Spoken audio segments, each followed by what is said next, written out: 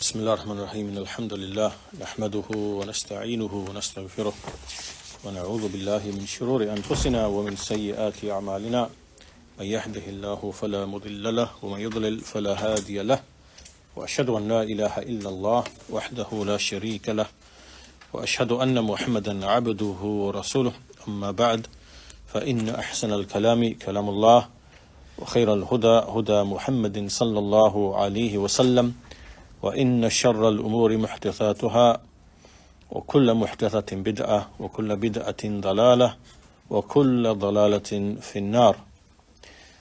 So today is lesson number 54 in our explanation of this book, 54 overall, and it is lesson number 19 in the section to do with Al-Qadr.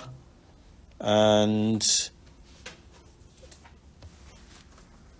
I'll just correct the lesson number here on the recording. Lesson 54 done. Oh, that's corrected now. So as I said, it's lesson 54 in the book as a whole, and lesson number 19 in this particular section on Al-Qadr and Ash-Shar', the legislation, and Al-Qadr.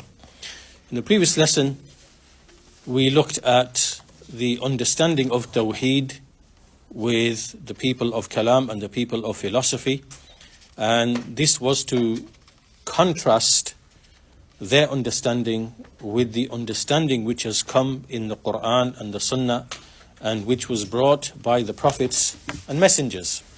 And so the gist of the previous lesson was we looked at the three aspects of Tawheed that they present. So they say that Allah is one in His essence, He's one in His That, without having any division or parts. That's the first one. The second one, they say that Allah is one in His attributes, having none to resemble Him. And the third is they say that Allah is one in His actions, one in His actions. So when we reflect upon this presentation of Tawheed, we see that there are numerous flaws or mistakes. The first and most obvious one is the fact that there is no Tawheed al-Uluhiyyah. There's nothing here to do with worshipping Allah alone. This does not exist in this presentation of Tawheed. First of all, so this is the biggest mistake, that nowhere here do we find that Allah has the right to be worshipped alone, that He alone is worthy of worship. What do we find? What do we find in this presentation of Tawheed? We find, first of all, they say Allah is one in His essence. By this they mean, for example, Allah is not like what the Christians claim, that there is Allah, then there is Jesus, then there is the Holy Ghost or the Holy Spirit. And so these are different aspects or even parts, right? So they mean that Allah is other than this. Allah is only one. And this is a correct and true meaning. This is correct and true. And this is what we find in Surah Al-Ikhlas, قُلْ هُوَ اللَّهُ أَحَدٌ Allahu Samad, to the end of the surah. So this is actually correct and true. And nobody is disputing, none from the Muslims dispute that this is a correct and true meaning. However, what they really mean by saying Allah is one in His essence is that they mean to deny some of His names and His attributes. Like, for example, to deny Allah is above His creation.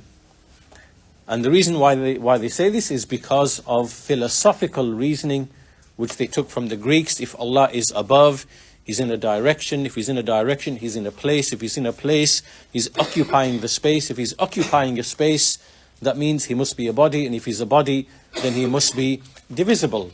So therefore, He cannot be above His creation, because...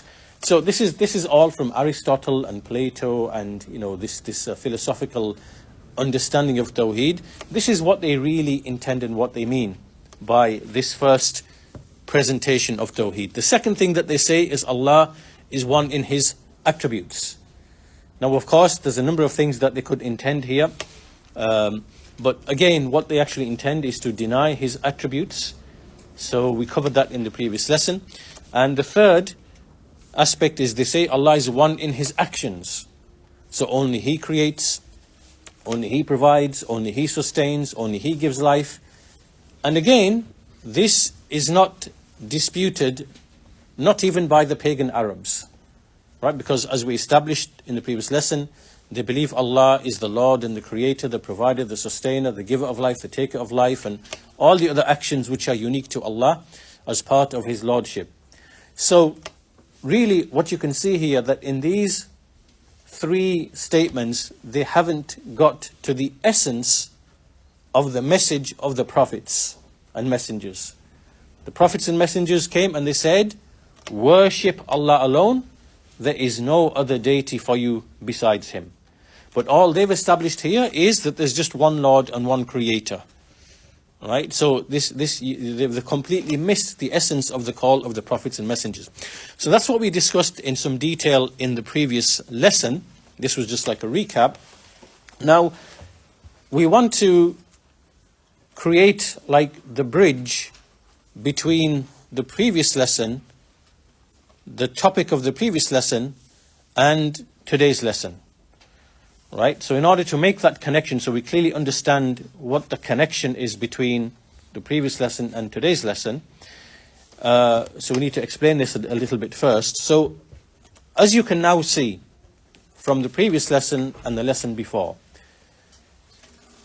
in the lesson before, we established what is the Tawheed of the messengers. We took a few lessons to cover that. The messengers said, everything worshipped besides Allah is false and futile. And only Allah has the right to be worshipped. This is uluhiyyah. So this is the focus of the prophets, the messengers, the Quran, the believers. So they strive in order to make all of their worship only for Allah. So this means praying, prostrating, bowing, invoking, seeking help, seeking aid, seeking rescue, invoking, as we said, making tawakkul, right? All of this, a believer strives to make that to be for Allah subhanahu wa ta'ala alone. That all of his deeds are sincere, they are seeking the pleasure of Allah and have no other reason or motive. So if your understanding of Tawheed is exactly as it has come in the Quran and the Sunnah, then it means that you are going to fulfill the objective and the purpose for which you were created, which is to worship Allah. وَمَا خَلَقْتُ الْجِنَّ وَالْإِنسَ إِلَّا لِيَعْبُدُونَ I did not create jinn and men except that they may worship me. Now that's clear. However, if you have a faulty understanding and a faulty foundation of what Tawheed is, right, and you do not capture the essence of the message of the prophets and messengers, so you make a mistake in this foundation, then it means that it's going to lead to some very harmful outcomes in terms of belief and in terms of practice. And to give you some quick examples or quick illustrations of this, so one of those examples would be that, well, let me give an example from someone called Al-Khomeini, right? Al-Khomeini is an Iranian, Rafidi, Shi'i, disbeliever from Iran. He was the leader of Iran, and he writes in one of his books that if you call upon something other than Allah, if you call upon a rock, if you even invoke the mud on the ground, or if it's a living person or it's a dead person, and you ask him for help or for rescue, and you invoke him, this would not be considered shirk until and unless you believe that the thing that you are invoking is a Rabb, is a Lord, is a creator, is a maker, right? So the thing that would make this to be polytheism and disbelief would be if you believed that the rock is the one that creates, and the mud is the one that creates, or the dead person is the one that creates. Now, this is a great mistake, because, and this mistake arises because of this faulty understanding of Tawheed. That Tawheed is simply to believe there is only one creator, one maker, one Lord. And as we already established, this has never ever been in dispute in history. Nobody disputed this. That there is a maker and a creator, and that he provides and sustains and so on and so forth. Nobody disputed this. And likewise, the shirk of the polytheists in the Quran isn't because they believed other than Allah is a creator and a maker. Rather, the opposite we saw in many verses, that they clearly believe that it is Allah alone who creates, provides, sustains, gives relief from calamity. He's the one who saves, right? So if you start off upon this faulty foundation that Tawheed is simply to believe Allah is alone the creator, and the only way you can leave Islam is by believing that there is another creator, then this is going to lead you to this type of falsehood, right? Where basically, you can invoke a dead person, you can invoke a tree, you can invoke a stone, and so long as you do not believe that the tree, stone, or dead person is a creator, then you would not be falling into shirk, you would not be falling into polytheism. And this is nonsensical, because in the Quran, this is the very argument against shirk, which is to say that if you believe Allah alone is the creator, then why are you invoking the angels, or the jinn, or the tree, or the dead person, or the sun, or the moon? This does not make sense. If you really truly believe only Allah is the creator, then you would invoke him alone. So this shirk here that we find that Khomeini in one of his books is presenting and saying is not shirk, even though we might agree that this is a futile action, but he said it's not shirk, then this arises on the basis of a faulty understanding of what Tawheed is. Right? This is just one example. And in fact, this is also what the people of Kalam fell into. Ahlul Kalam, the Ash'aris, the Maturidis, you see that they say the same thing. They will say that since Tawheed means to believe only in one creator, then you can invoke the dead people, the righteous people. It wouldn't be shirk, because you are not believing that they are creators and makers and providers. Right? So likewise, we see something similar from the Ash'aris and the Maturidis. Now, a third type of misguidance that follows on from a faulty understanding of Tawheed is something that we find with the Sufis. The Sufis, they believe in something called Wahdatul Wujud, right? That there is only one existence. Nothing exists except Allah.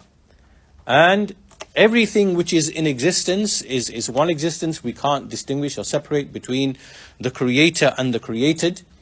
And so, for example, everything created, the trees, the stones, the sun, the moon, all of it is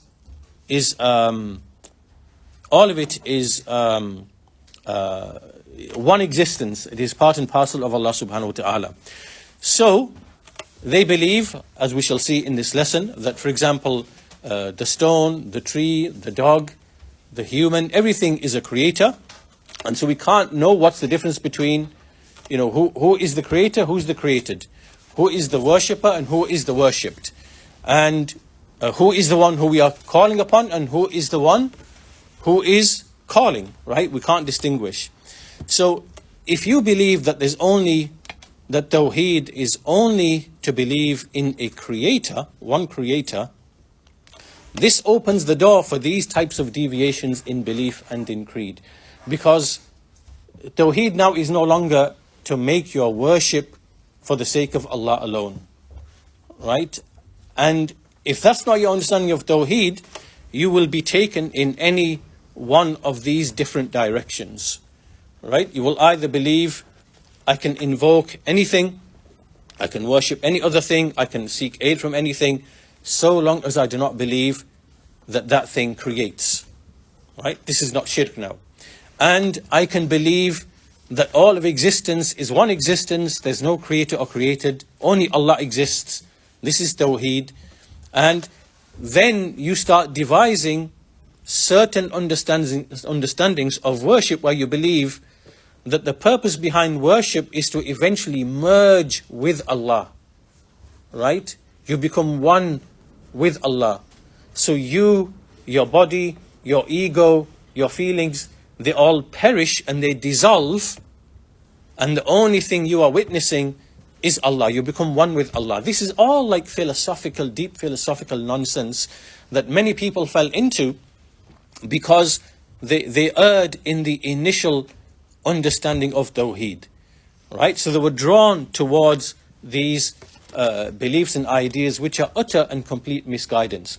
So once we understand all of this, then today's topic, the next section, is a topic called Al-Fana. Al-Fana. And Al-Fana, this is something that we find with the Sufis. And this is like an innovated word. It can have many different meanings. What do you mean? Al-Fana means to perish and to cease to exist. Right? And this idea, Al-Fana, to cease to exist and to perish, depending on which understanding of Tawheed you are coming from, it will mean a different thing, right? Depending on what your understanding of Tawheed is, it will mean a different thing. So what we are going to do in this lesson is we are going to look at this word, what it means, and the different applications of this word, right? And what we will learn from all of this is the extreme importance of having the right creed and the right understanding of Tawheed, so that when people come with ambiguous words and ambiguous terms, then we can always interpret them with the correct meaning, with the correct understanding. And we can get rid of the false meanings and the false understandings, right? So this is what we're going to do. So again, the reason for this preamble and all of this introduction is so that you can make the connection between what we discussed before, which is this incorrect understanding of Tawheed that doesn't have Tawheed al-Uluhiyya in it at all, and how this faulty understanding can lead to various types of deviations, one of which is this one among the Sufis, which is Al-Fana, right? So this is so today's lesson really starts from this point here. So the Shaykh says, "Fil fana wa aqsamihi." Al-Fana in the language it means az-zawal.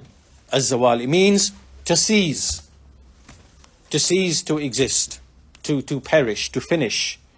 And this is taken from the speech of Allah subhanahu wa ta'ala, kullu man alayha fan, kullu man alayha fan. This is Surah Ar-Rahman, that everything upon the earth will perish.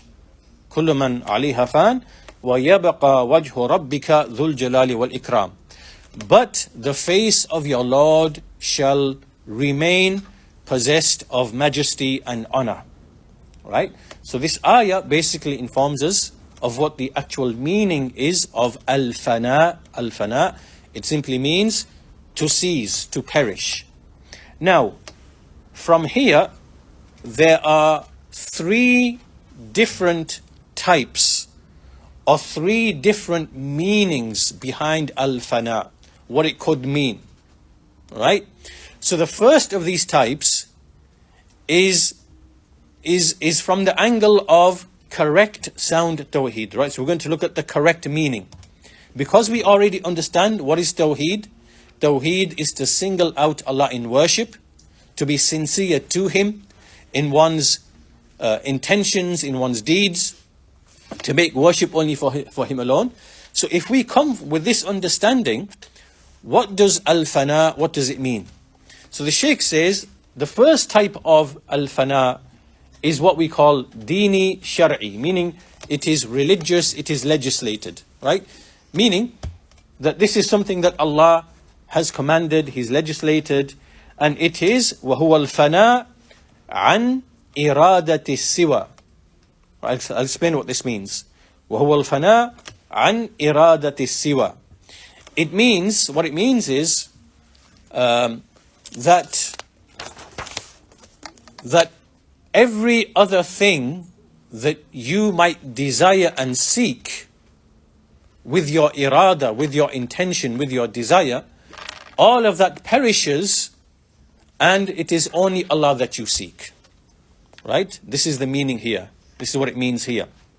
It means that because you are sincere to Allah, and everything that you do of speech, of action, of emotions, of feelings, right? It is sincere for Allah first of all.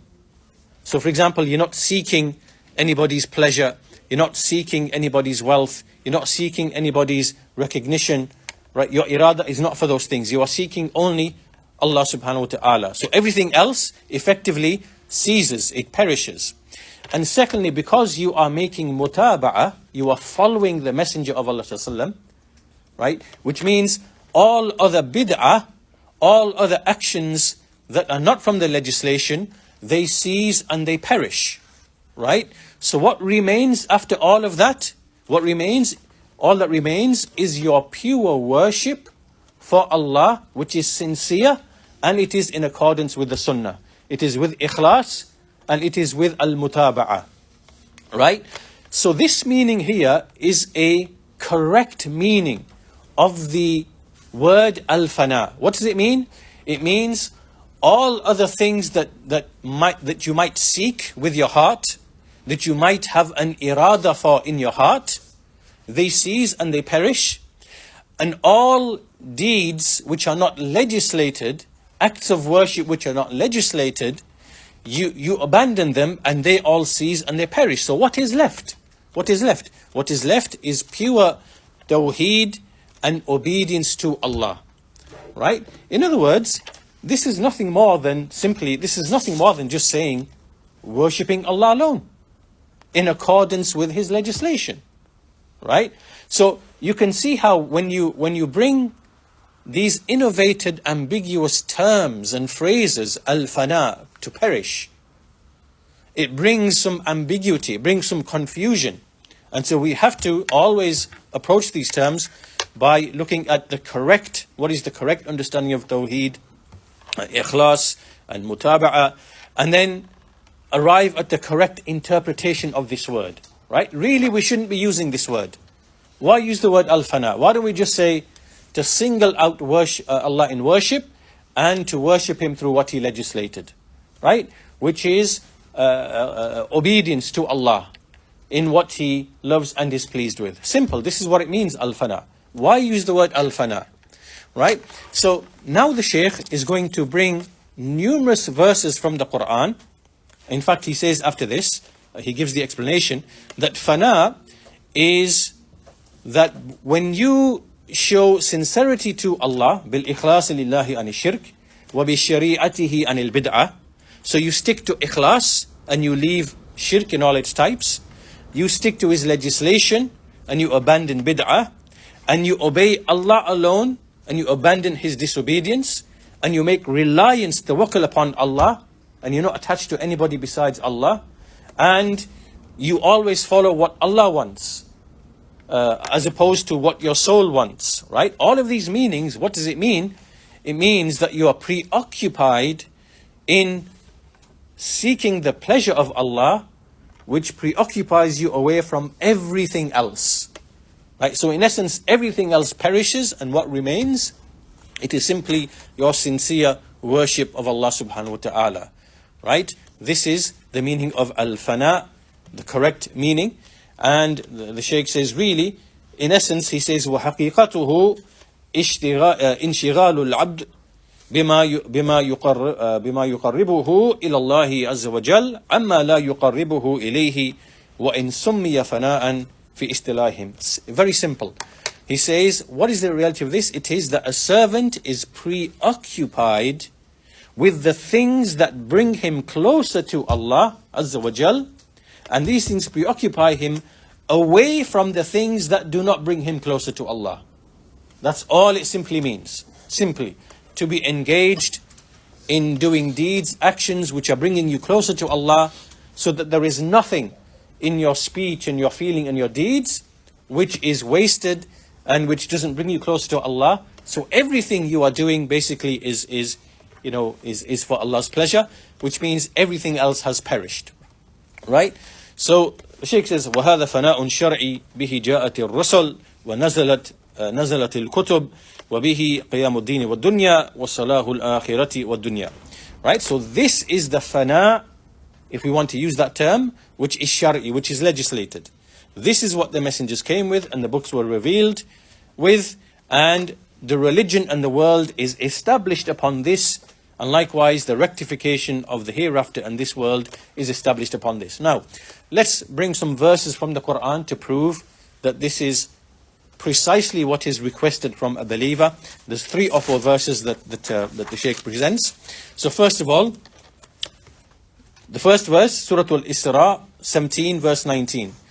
وَمَنْ أَرَادَ الْآخِرَةَ وَسَعَى لَهَا سَعْيَهَا وَهُوَ مُؤْمِنٌ فَأُولَٰئِكَ كَانَ سَعْيُهُمْ مَشْكُورًا. There are 3 things mentioned in this verse. Whoever, وَمَنْ أَرَادَ الْآخِرَةَ, whoever desires or seeks the hereafter, so seeking the hereafter, وَسَعَى لَهَا سَعْيَهَا, and then he strives for it with striving, meaning doing deeds and making effort. وَهُوَ مُؤْمِنٌ, and he is a believer, then they are the ones whose striving will be appreciated, will be accepted and acknowledged. Right, so in this verse, what are 3 things? That you seek the hereafter, which means seeking Allah, seeking Allah's face, irada for Allah, irada for the hereafter. وَسَعَى لَهَا سَعْيَهَا, which is to actually work and to do deeds. And third, whilst you are a believer, so there has to be iman as a prerequisite. Right, so this ayah, we can take it to mean that this is the fana. This is the cessation or perishing of everything else except for seeking the hereafter, making effort and working for his sake whilst you are a believer. A second verse, the second verse, من عمل صالحا من ذكر أو أنثى وهو مؤمن فلنحيينه حياة طيبة, to the end of the ayah. Whoever works righteous deeds, whether male or female, whilst he is a believer. Right? So having iman and doing righteous deeds. Another verse, third verse, وَالَّذِينَ صَبَرُوا ابْتِغَاءَ وَجْهِ رَبِّهِمْ وَأَقَامُوا الصَّلَاةَ وَأَنْفَقُوا مِمَّا رَزَقْنَاهُمْ سِرًّا وَعَلَانِيَةً وَيَدْرَؤُونَ بِالْحَسَنَةِ السَّيِّئَةِ أُولَٰئِكَ لَهُمْ عُقْبَى الدَّارِ. Which means, again, those who have patience in seeking His face, seeking Allah's face, meaning seeking His pleasure, seeking the face of their Lord, and who establish the prayer, and who spend out of what we have provided them, in secret and in open, and who repel the evil with good, then they are the ones who will have the home of the hereafter. So once again, we see again seeking the face of their Lord, which is having irada for Allah, which is sincerity, ikhlas, and then doing the commanded things, which is the prayer and spending, giving in charity, and likewise having good relations with other people, by having good dealings, by repelling evil with good, by returning evil with good. All of that is part and parcel of the fana, which is dini, which is shar'i, which is legislated, which is religious, which is where you are engaged in the pursuit of becoming closer to Allah, which preoccupies you away from everything else.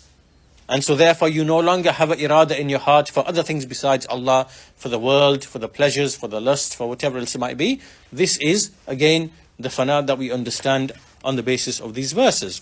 Another verse in the Quran, Ya ayyuhalladhina amanu, la tulhikum amwalukum wala awladukum an dhikrillah, wa man yaf'al dhalika fa ulaika humul khasirun. O you who believe, do not let your possessions, your wealth, and your offspring to divert you from Allah's remembrance. And whoever does that, then they are the ones who are the losers. So here in this verse, what do we see? We see a prohibition from being diverted and turning to other things by way of one's wealth, by way of one's offspring. So this would this would stop your irada being only for Allah. So this would no longer be al-fana, right? Where desires and the irada and the pursuit of all other things cease, and it is only for Allah, right? So Allah is prohibiting us and warning and cautioning us from that we become diverted and we now become engaged and we start perishing in pursuing other things, right? Instead of, having all our desires perish so that they're only for Allah subhanahu wa ta'ala. Now, these are three of our verses that the Shaykh has mentioned. He does explain and comment upon these verses a bit further, but for the sake of brevity, we will leave that. So, all of this can also be explained by way of a number of ahadith, the same meaning. So, for example, the Messenger of Allah sallallahu alaihi wasallam, he said, there are three things, ثلاث من كن فيه وجد بهن حلاوة الإيمان. There are three things, whoever possesses them will find the sweetness of Iman. Will find the sweetness of Iman. You will taste the sweetness of Iman. What are those three things? If Allah and His Messenger are more beloved to you than what is besides them, and that you love a man for no other reason except for the sake of Allah, and thirdly, that you hate to return to disbelief after Allah saved you from it, just as you hate to be thrown into the hellfire. So if you have these three traits, you will have the sweetness of Iman. You will taste and feel the sweetness of Iman. So in essence, this hadith is very similar to those verses that we just mentioned, right? Because if you have these three qualities, there will be nothing but pure Iman. You will taste and feel the sweetness of Iman because you are putting Allah and His Messenger ahead of everything else. Because this love of Allah and His Messenger is driving you to put that love ahead of every other type of love, right? And this is a sign that someone is truthful and true in his Iman. Because if you truly love Allah and His Messenger, then no other love for any other thing will compete with that love. You will always put that love ahead of everything else. And this will then reflect in your obedience and so on and so forth. So in other words, these traits and these qualities which are being mentioned in this hadith, which is to put the love that you love Allah and His Messenger more than anything else, and that you do not love a man except for the sake of Allah, and that you hate to return to disbelief, just like you hate to be thrown into the hellfire. Whoever has these three things, then this is an example of al-fana, meaning that every other thing, every other irada, every other pursuit has expired, because these three qualities are such that they make you engaged in seeking closeness to Allah. Now the other hadith, which is very similar in Sahih Muslim, is the statement of the Prophet ﷺ, ذاق طعم الإيمان من رضي بالله ربا وبالإسلام دينا وبمحمد رسولا. Right, which means that he tastes the taste of Iman who believes in Allah as his Lord, who is pleased with Allah as his Lord, and with Islam as his religion, and with Muhammad ﷺ as messenger. Right? So if in your heart there is pleasure with Allah as your Lord, Islam as your religion, and the messenger and the Prophet and Muhammad ﷺ as your messenger, then you will taste the sweetness of Iman. So once again, this is like another hadith which in a different way presents to us the same meaning, right? It means that if you truly have this pleasure with Allah as your Lord, Islam as your religion, Muhammad as your prophet, and you act and you abide upon that, then of course everything you do will be to seek nearness and closeness to Allah. And if everything you are doing is seeking nearness and closeness to Allah, then in essence every other thing, every other pursuit perishes, and you are left only with seeking the pleasure of Allah. So this kind of really summarizes the first meaning of al-fana, the first correct Shar'i meaning of al-fana, which is based upon a correct understanding of Tawheed, which is what? It is to single out Allah in worship, to make all of your worship for Allah alone, and then to worship Him in the way that He legislated through His messenger. If you are engaged in this, then you are involved in the fana, which is dini, which is religious, which is shar'i, which is legislated, right? And this is only for the people of Tawheed and the Sunnah. Anyhow, this should be very clear. Now we move to the second, right? The second understanding of al-fana. And the second understanding of al-fana is the type which is what we call Sufi bid'i. Sufi bid'i. This is the understanding with the Sufis, right? Which is innovated. It is like an invented understanding. And what they do, now this is like a technical definition, وَهُوَ الْفَنَاء عَنْ شُهُودِ السِّوَى. It's very hard to give a translation from this. And the Shaykh goes on to explain what it means. عَنْ شُهُودِ مَا سِوَى اللَّهِ تَعَالَى. So I'm going to explain because it's quite a technical definition. So I'm going to try and explain what this means. What this means is, you find with some of the Sufis is that they try to reach a level of like feeling and like ecstasy, like like the emotional feeling where you reach like ecstasy. Like it's a bit like, and it's not a laughing matter either. It's a bit like somebody on drugs or intoxicants, right?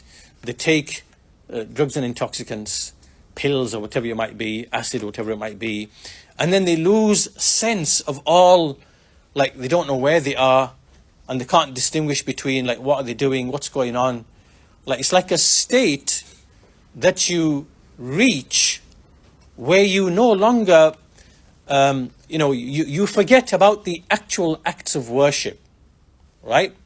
So the Sufis, they reach a state where they believe they are so aware of Allah, and they are feeling these feelings, that for them now to be involved in like an act of worship, like praying or bowing or prostrating or doing dhikr or something, it's like a hindrance for them.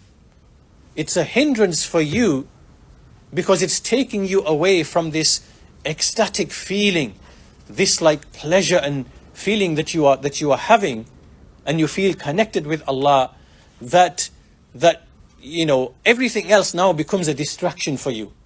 So you can't handle the patience in prayer, for example, or in making dhikr, for example, or in invoking Allah, for example, or doing any of the deeds, right? This becomes more of a hindrance for you, because what you want to do is you want to reach such a state in your mind and in your heart where you are ecstatic, you are filled with ecstasy and emotion, that the only thing that you are now concentrating upon is basically Allah, right? So in other words, everything else from the religious duties and obligations, you have now forgotten them.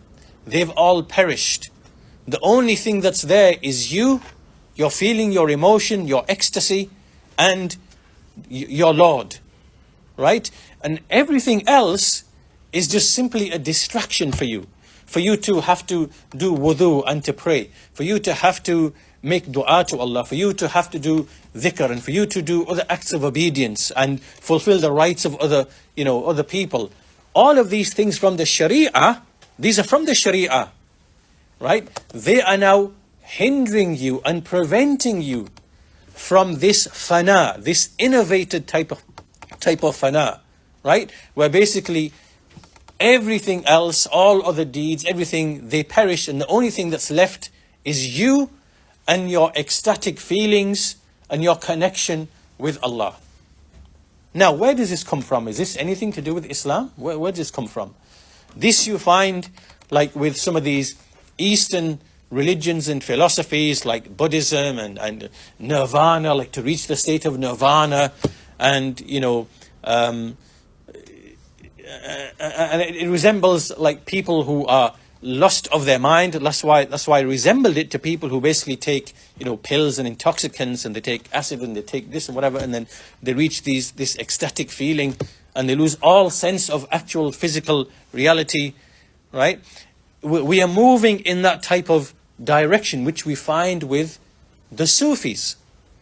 And it is the Sufis which attracted or which brought in these types of ideas from the Eastern philosophies, right? So many of the Sufis, like in Balkh and other places which are towards the direction of, like over in Persia, Afghanistan, that region, from the East came like Buddhists and Hindus, and a lot of that influence came to the Sufis of this type of exaggeration, right? And this, so again, I'm not reading the words of the Shaykh here because it's quite technical, the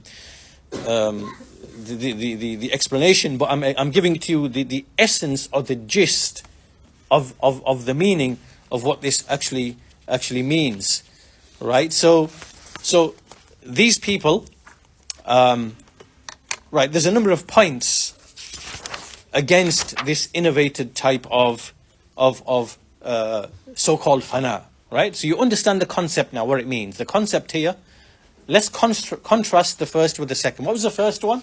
The first one is the fana, which is dini shari, right? It is nothing more than seeking nearness and closeness to Allah by way of the righteous deeds and being sincere to Allah, making one's intentions pure, right? In essence, it's nothing but the deen of Islam, right? And to become close to Allah upon tawheed. Very simple. So why even use the word fana? We just say, worship Allah with ikhlas through what He legislated. Simple, right? It's ibadah, it's ta'ah, it's obedience. This second one is where basically a person, all of the actual deeds of worship and obedience, they are what perish, right? That's what perishes now, right? And all that is left is Allah, but without any of His commands, right? So there's the ma'bud without ibadah, right? So this here really is where you are just it's like feeling, it's emotion. You become lost in the feeling of ecstasy and delight or whatever it might be. And often these people do innovative things to help them reach that state. They will sit alone in a room, switch the light off. They will do breathing exercises. They will repeat innovative things like Allahu and things like this. And they want to reach this state of like ecstasy where basically everything else now is forgotten and perishes. And the only thing they have is the so-called union that they've reached with Allah subhanahu wa ta'ala by way of this, this is how it is. So there's a number of points against this that the Shaykh mentions. The key thing is for us to understand exactly what this type of fana is, right? So the first point is, what does this really show? This really is a type of weakness in the heart. This is what it shows, right? It is da'af qalb al-fani, right? Because this person was not able to do two things simultaneously, right? Like we saw in the first one. In the first one, we observe and we acknowledge and we witness Allah subhanahu wa ta'ala, right? Who is the ma'bud. And at the same time, we observe and we witness the ibadah, the worship at the same time, right?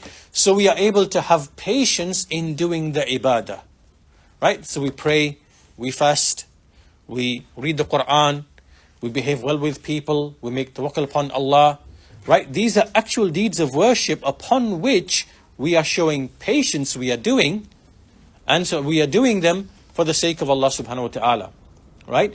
But these types of people, what's happening is that this is actually a type of weakness where they are not able to have patience upon the actual acts of worship, and instead they become caught in these emotions and ecstatic feelings which they think are bringing them closer to Allah. And then they treat the actual acts of worship as if this is a hindrance and it's pulling them back, and it's an interference, right? So this kind of shows really it is a type of weakness that they actually have. And the believer, we see that the Shaykh goes on to explain that he gives the example of the Messenger of Allah sallallahu alaihi wasallam, that as believers we can have these feelings of the heart, but we must control them, right? So for example, the Messenger of Allah, his son Ibrahim alayhi salam, he died and he passed away. And the Shaykh mentions in the narration that the Messenger of Allah, he began to shed tears. And Abdurrahman bin Auf said, "You are the Messenger of Allah?" And he said, "Well, O son of Ibn Auf, this is mercy which a person has. This is from mercy." And indeed he said, "The eyes shed tears, the heart is sad, but we do not say except what pleases our Lord. And indeed, by your departure, O Ibrahim, we are indeed grieved and we are sad." Now what does this show? Right? You have feelings, right? You have grief, you have sadness. But that grief and sadness does not overwhelm you to such a degree now that you now start to say things or do things which displease Allah subhanahu wa ta'ala, right? Just like in the same way, you might have an ecstatic feeling for Allah subhanahu wa ta'ala, full of emotions like love and joy and whatever it might be, but that feeling, you don't allow it to overwhelm you such that now you do not do the actually obligations.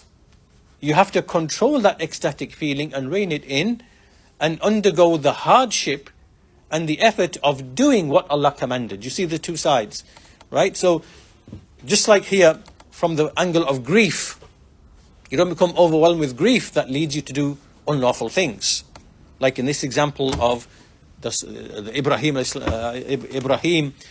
son of the Messenger of Allah, him passing away. Likewise the other way, right? When you're worshipping Allah and you become full of joy and ecstasy, right? Like some of these Sufis do, they seek that feeling. They want that feeling.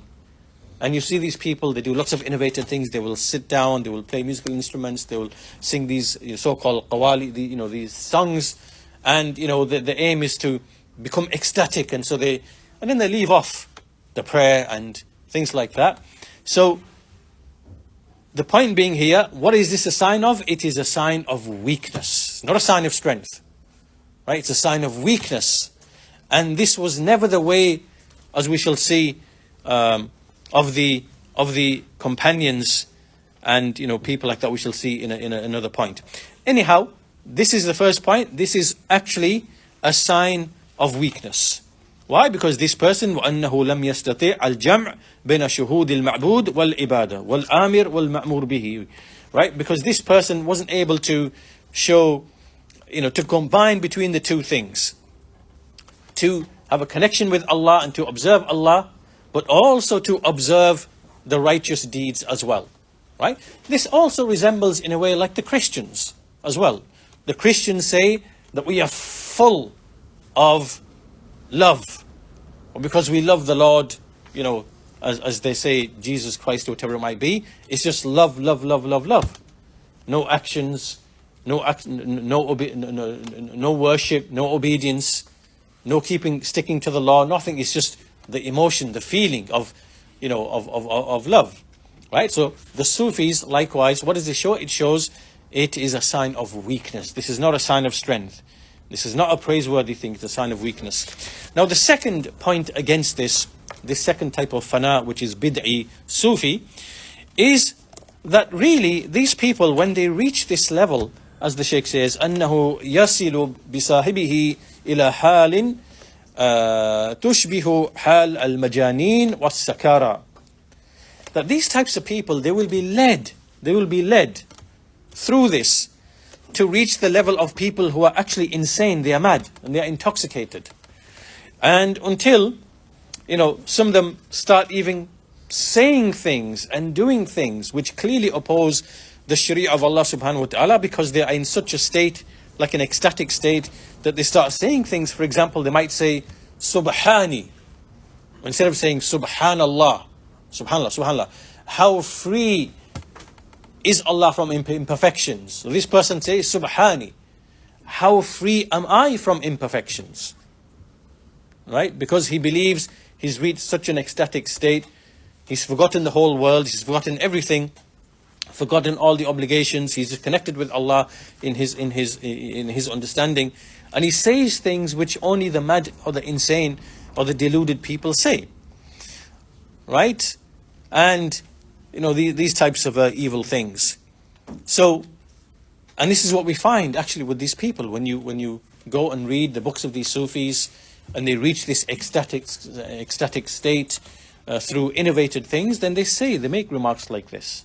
Right? So this is evil. It leads you to utter statements which can be statements of disbelief. Anyhow, this is the second type. It is Sufi and it is bid'i. It is innovated. Right? This is not the way of the prophets and messengers and the companions. The third point against this second type of innovated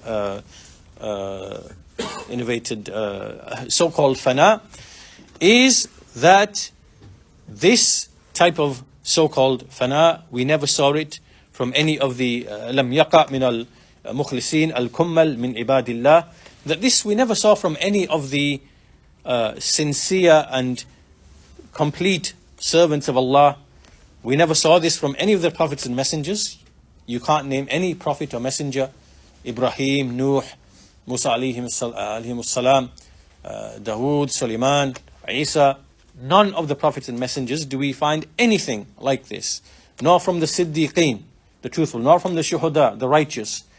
Right? And to such an extent that we see the Messenger of Allah sallallahu, who is a man amongst the men, he was taken in al-Isra wal-Mi'raj, and he saw many signs with his eyes, with the vision of his eyes, which nobody else saw. And he was given the firmness of the heart and the firmness of the vision to be able to handle seeing such things, right? Meaning the Messenger of Allah was given such strength of vision to actually see, to be able to see, and to be able to comprehend and understand and grasp in the heart. So he said, Allah said in the Quran, Surah Al-Najm, مَا زَاغَ الْبَصَرُ وَمَا زَاغَ الْبَصَرُ وَمَا طَغَى مَا كَذَبَ الْفُؤَادُ مَا رَأَى. Right? That the vision did not deviate and did not transgress. And about the heart, مَا كَذَبَ الْفُؤَادُ مَا رَأَى. And the heart did not belie what it saw.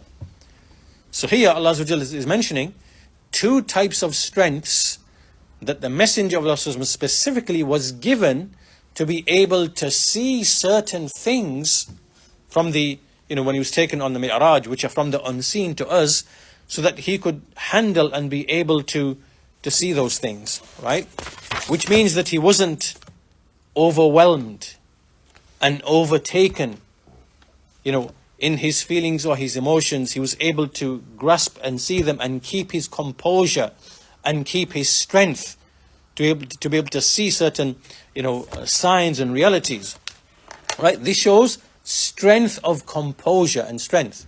This was obviously given to the Messenger of Allah, not to others besides him.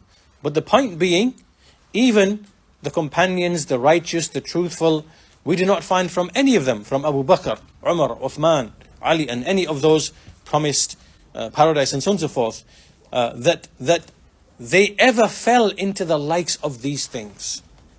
Right? And some similar things is where, for example, they're reciting the Quran and then they faint. Right? They faint out of extreme fear. This didn't happen amongst the Sahaba. Right? It came afterwards.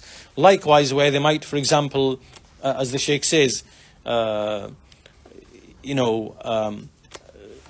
who came after them from the Tabi'een, amongst them we started seeing these things. Someone reciting the Quran, becoming overwhelmed with fear and emotion, and he passes out.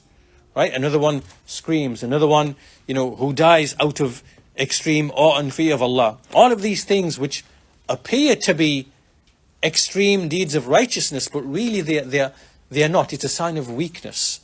Right? These things did not happen amongst the companions. Why? Because the companions, they had that strength of observing Allah and observing His Sharia, His law. Combining those two things together. And not being overtaken and overwhelmed with these emotional types of feelings. As was the case with the Sufis, and as was the case with some of the people who came after from the Tabi'een, who did not have the strength of Iman and the strength of composure. And so they couldn't handle. So whereas, for example, Abu Bakr and Umar could read verses of the Quran which are powerful and strong and awe and bring awe to the heart, they could recite them and handle them and keep their composure because of that strength of Iman. Right? Whereas other people who came after, would recite the verses, they're overwhelmed by emotion and feeling, and they are unable to control that emotion and feeling. And so therefore they are led to, for example, faint or to pass out or to scream or whatever. This is not a sign of extreme piety that makes you better than the companions. This is actually a sign of weakness. Because this thing was never found amongst the companions of Allah's Messenger sallallahu alaihi wasallam. And so those people who come along and say, the Shaykh was on to mention, they say, a sign of guidance is that, people who pass out when they recite the Quran. Right? Or the people who reach the level of ecstasy, or the people, right? This is what you find amongst the Sufis. This is what they make to be a criterion that someone is a righteous person, a wali of Allah, from the awliya of Allah. Right? And this is how people are misguided. No, all of this is a sign of weakness. This shows that you are a weak person. Because, you cannot handle, you cannot compose yourself and be strong with your iman like the companions used to be. So to make these types of things to be like, this is your pursuit in your religion, that you want to pass out when reading the Quran, and that you want to this is misguidance. And whoever makes this to be like this is actually something that is pursued and desired in religion, this is misguidance. This is not the case. And nor is it from the necessities of the religion either, such that, that the Sharia has come to lead to such level of closeness to Allah that you start passing out when you read the Quran, and that you start passing out when you're praying in Tahajjud, and that you start crying when you... No, this is not from the lawazim of the Sharia. It's not that the Sharia has come with this objective in mind. It's not from the lawazim of the Sharia, because we don't see it amongst the Sahaba. Nor is it something that is like praiseworthy in the sense that, it's like a virtue, because the Sahaba didn't do it either. Right?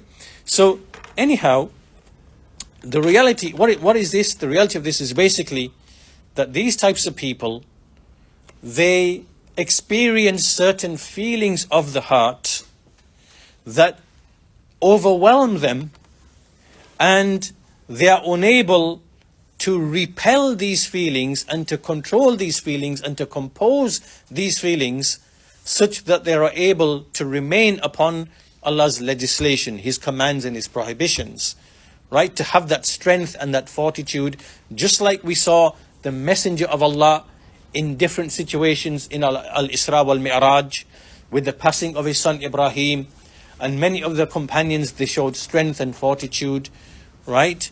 So this is how a believer should be, right? We're not like these, like the Sufis, and this kind of extreme type of like emotion and feeling which this is actually a sign of weakness.